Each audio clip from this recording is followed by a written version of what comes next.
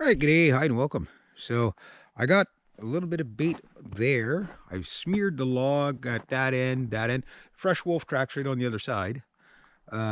There's, I think, a fisher track. I got to show you guys this. Wasn't sure what it was. Yeah, here he is.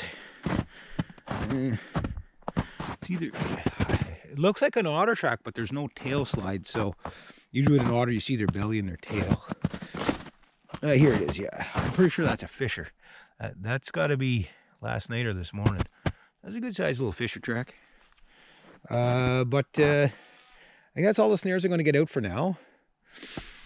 Just go take a picture of that for photographic evidence of trespassers. He's been trespassing.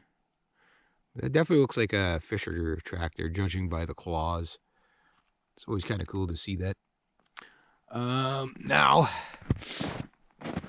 Okay, so I got 2 snares in there, not 3, but keep hearing stuff running around. I don't know if that was something busting through the ice. So I still got to get out my conibear for my beaver. That'll be the last trap I set today. So the season officially begins for me. So I smeared a trail there. There's blood there. There's blood there. I wasn't sure what to do in here. I love that setup there. I don't know if you guys can see it, but I got a piece of beaver bait there. So even if he gets it a few times and maybe he runs out that way, I kind of made a trail through, made it kind of obvious.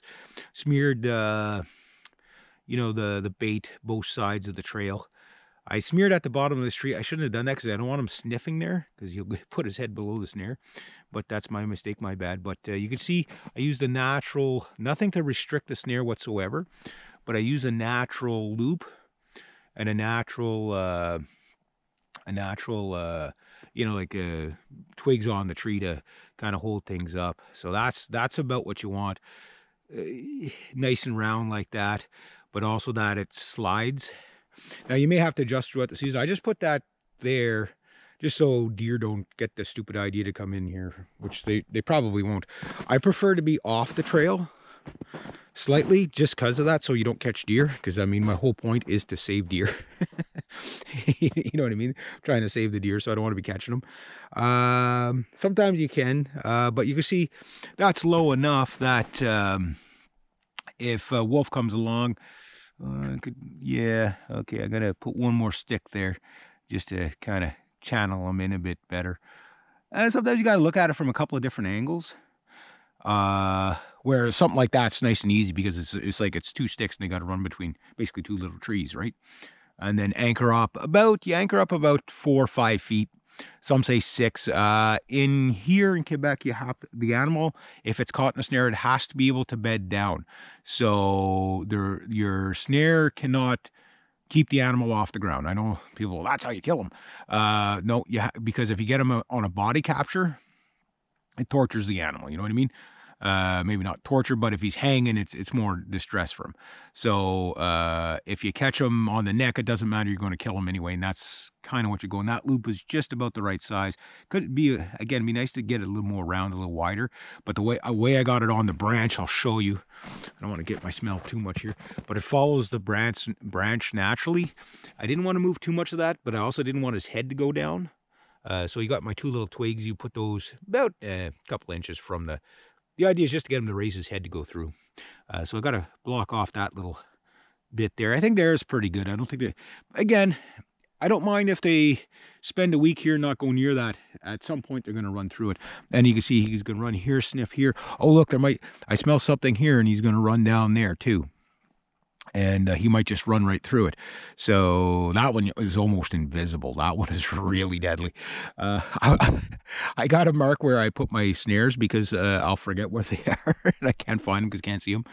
But that's what you want. That's what you want. So yeah, I'm just going to cover in that, maybe about 2 more sticks there, just like dead stuff like that. Just to keep the guide natural because, he might just, oh, well, why would I go through that when I can go right through, So, yeah, so I caught the hole there. So, a little bit more fixing up, but you get the idea. So I got a nice trail, smeared bait everywhere, smeared some in the trees just to get the smell out there. Those guys will probably be here about 5 seconds after I leave. I wouldn't doubt it. There we go. So I'm going to take some of the beaver bait home with me. and I'll go from there. I wouldn't even doubt if they're over already sniffing up at the one just up there, but they're probably just waiting for me to leave. And because I'm sure I heard a coyote or something yapping at me there earlier. But you see that little Tweety bird? Once you hear those little birds, you know they're smelling it first. The birds are what bring in your animals, because they make a lot of noise, and where the birds are chirping, there's food. So yeah. So I'm going to get this fixed up a little bit. I'm going to get out of here. I don't think I'm going to get my beaver trap in today, but at least I got 1, 2, 3, 4 snares out. I got to get a little bit more wire, but I got all my snares back here anyway, so I'll kind of look for some more spots like this.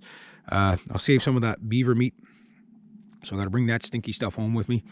And yeah, there I go. So all right, we'll see what happens. Maybe tomorrow I might have a wolf or coyote in there. They've been going here. They were here last night, or maybe even today, judging by the track over there. So hey, you never know.